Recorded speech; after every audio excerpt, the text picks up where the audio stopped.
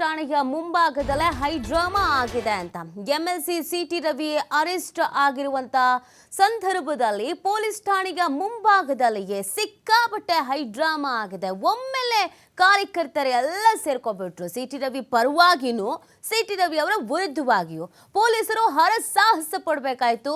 ಒಂದ್ ಕಡೆಯಲ್ಲಿ ಸಿಟಿ ರವಿ ಅವರಿಗೆ ಭದ್ರತೆಯನ್ನ ಕೊಡಬೇಕು, ಇನ್ನೊಂದು ಕಡೆಯಲ್ಲಿ ಅಲ್ಲಿಗೆ ಬಂದಿರುವಂತ ಜನರನ್ನ ಕಂಟ್ರೋಲ್ ಮಾಡಬೇಕು.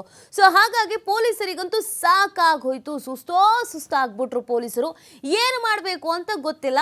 ಒಂದು ಸ್ಥಳದಲ್ಲಿ ನಿಂತ್ರೆ ಅಲ್ಲಿ ಸಿಕ್ಕಾಪಟ್ಟೆ ಹೈಡ್ರಾಮಾ ಆಗ್ತಾ ಇತ್ತು ಮತ್ತು ಜನ ಬಂದು ಸೇರ್ಪಡೆ ಆಗ್ತಾ ಇದ್ರು, ರಾಜಕೀಯ ನಾಯಕರುಗಳು ಬರ್ತಾ ಇದ್ರು. ಕಂಟ್ರೋಲ್ ಮಾಡೋದಕ್ಕೆ ಕಷ್ಟ ಆಗತ್ತೆ ಅಂತ ಪೊಲೀಸರು ಒಂದು ಐಡಿಯಾ ಮಾಡಿ ಜೀಪ್ನಲ್ಲೇ ಕೂರಿಸ್ಕೊಂಡು ಸುತ್ತಾಡಿಸ್ಬಿಟ್ಟಿದ್ದಾರೆ. ಅಲ್ಲಿ ಬೆಳಗಾವಿಯಲ್ಲ ಆಲ್ಮೋಸ್ಟ್ ಎಲ್ಲ ಸ್ಟೇಷನಿಗೂ ಸುತ್ತಿಸ್ಬಿಟ್ಟಿದ್ದಾರೆ.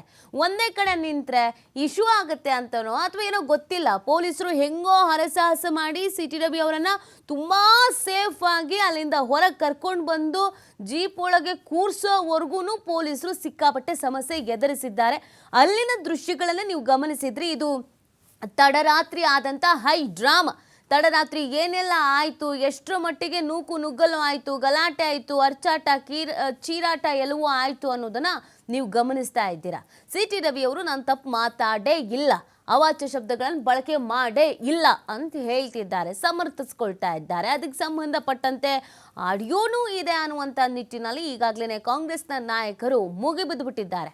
ಇವರಿಗೆ ಒಂದು ಸಂಸ್ಕಾರ ಅನ್ನೋದೇ ಇಲ್ಲ, ಹೆಣ್ಣು ಮಕ್ಕಳಿಗೆ ಯಾವ ಪದ ಬಳಕೆ ಮಾಡಬೇಕು ಅನ್ನೋದು ಗೊತ್ತಿಲ್ಲ ಅನ್ನುವಂಥ ವಿಚಾರವನ್ನು ಕಾಂಗ್ರೆಸ್ನ ನಾಯಕರುಗಳು ಹೇಳ್ತಾ ಇದ್ರು. ನೋಡಿ, ಈಗ ಸಿಟಿ ರವಿ ಅವರನ್ನ ಬೆಳಗಾವಿಯಲ್ಲಿ ಅರೆಸ್ಟ್ ಮಾಡಿರೋದ್ರಿಂದ ಇದನ್ನು ರಾಜಕೀಯ ಷಡ್ಯಂತ್ರ ಅಂತ ಕರೆಯಲಾಗ್ತಾ ಇದೆ. ತುಂಬ ಪ್ರೀ ಪ್ಲ್ಯಾನ್ಡ್ ಆಗಿ ಇದನ್ನ ಮಾಡಲಾಗಿದೆ. ರಾಜಕೀಯ ಷಡ್ಯಂತ್ರವೇ ಇದು. ಆ ಕಾರಣಕ್ಕಾಗಿಯೇ ಸಿಟಿ ರವಿ ಅವರನ್ನ ಈ ರೀತಿಯಾಗಿ ಅರೆಸ್ಟ್ ಮಾಡಲಾಗಿದೆ ಅಂತ. ಆದರೆ ಇದಕ್ಕೆ ಸಂಬಂಧಪಟ್ಟಂತೆ ಕಾಂಗ್ರೆಸ್ನ ಅನೇಕ ನಾಯಕರುಗಳು, ಮಹಿಳಾ ನಾಯಕರುಗಳು, ಪುರುಷರು ಅನೇಕರು ನಾವು ಕೇಳಿಸ್ಕೊಂಡಿದ್ದು ಹೌದು ಅಂತ ಹೇಳ್ತಾ ಇದ್ದಾರೆ. ಮತ್ತು ಅದಕ್ಕೆ ಸಂಬಂಧಪಟ್ಟಂತೆಗೆ ಆಡಿಯೋ ಕೂಡ ಇದೆ. ಅದನ್ನು ಕೇಳಿಸ್ಕೊಂಡ ಮೇಲೂ ಕೂಡ ಇಲ್ಲ ಅನ್ನುವಂಥ ವಾದವನ್ನು ಮಾಡೋದು ಎಷ್ಟು ಮಟ್ಟಿಗೆ ಸರಿ? ಸಿಟಿ ರವಿ ಅವರು ಹೇಳಿದ್ದು ಹೌದು ಹೇಳಿದ್ದೀನಿ, ತಪ್ಪಾಯಿತು ಅಂತ ಕ್ಷಮೆ ಯಾಚಿಸಬೇಕು. ಕಾನೂನಾತ್ಮಕವಾಗಿ ಏನು ಶಿಕ್ಷೆ ಇದೆಯೋ ಆ ಶಿಕ್ಷೆಯನ್ನು ಅನುಭವಿಸ್ಬೇಕು. ಅದನ್ನು ಬಿಟ್ಟು ಈ ಹೈಡ್ರಾಮಾಗಳನ್ನು ಯಾಕೆ ಮಾಡಬೇಕು ಅಂತ ಕಾಂಗ್ರೆಸ್ನವ್ರು ಕೇಳ್ತಾ ಇದ್ದಾರೆ. ಬಟ್ ಸಿಟಿ ರವಿ ಅವರು ಬಿಲ್ಕುಲ್ ಒಪ್ಕೊಳ್ತಾ ಇಲ್ಲ, ನಾನು ಹೇಳೇ ಇಲ್ಲ, ನಾನು ಆ ಥರ ಪದ ಬಳಕೆಯೇ ಮಾಡಿಲ್ಲ, ಇದೊಂದು ರಾಜಕೀಯ ಷಡ್ಯಂತ್ರ ಅಂತ ಹೇಳ್ತಾ ಇದ್ದಾರೆ.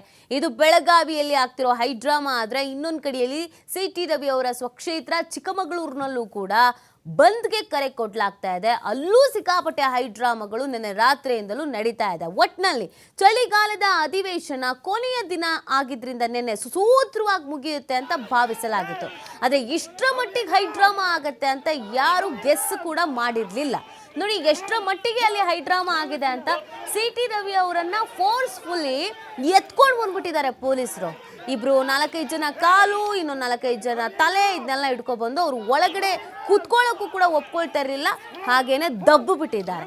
ಈ ಸಂದರ್ಭದಲ್ಲಿ ಅವ್ರ ತಲೆಗೇನೋ ಬೇರೆ ಪೆಟ್ಟಾಗ್ಬಿಟ್ಟಿದೆ, ರಕ್ತ ಬಂತಂತೆ. ಸೊ ಹಾಗಾಗಿ ಪೊಲೀಸರೇ ನನ್ನ ಮೇಲೆ ಹಿಂಗೆ ಮಾಡಿಬಿಟ್ರು ಅಂತ ಅವರು ಅದಕ್ಕೊಂದು ಸ್ವಲ್ಪ ಹೊತ್ತು ಕಿರುಚಾಡಿದ್ರು. ಇದು ನಿನ್ನೆ ಪೊಲೀಸ್ ಠಾಣೆಗೆ ಮುಂಭಾಗದಲ್ಲಾದಂಥ ಹೈ ಡ್ರಾಮಾಗಳ ಸೀನು.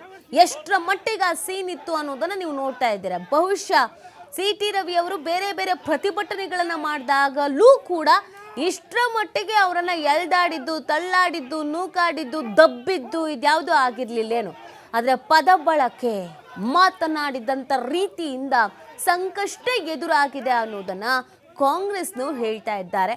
ಬಟ್ BJPಯವರು ಇದನ್ನು ಬಿಲ್ಕುಲ್ ಒಪ್ಕೊಳ್ಳೋಕೆ ರೆಡಿ ಇಲ್ಲ. ಸಿಟಿ ರವಿ ಹಂಗೆ ಮಾತಾಡೋಕ್ಕೆ ಸಾಧ್ಯನೇ ಇಲ್ಲ, ಹಂಗೆ ಮಾತಾಡೇ ಇಲ್ಲ ಅನ್ನುವಂಥದ್ದನ್ನು ಹೇಳ್ತಾ ಇದ್ದಾರೆ. ಇದೆಲ್ಲದರ ನಡುವೆ ಲಕ್ಷ್ಮೀ ಹೆಬ್ಬಾಳ್ಕರ್ ಬೆಂಬಲಿಗರು ಕೂಡ ಸಿಟಿ ರವಿ ಅವ್ರ ಮೇಲೆ ಹಲ್ಲೆ ಮಾಡೋದಕ್ಕೂ ಬಂದಿದ್ರು. ಅದು ಕೂಡ ಸ್ವಲ್ಪ ಡ್ರಾಮಾ ಆಯಿತು.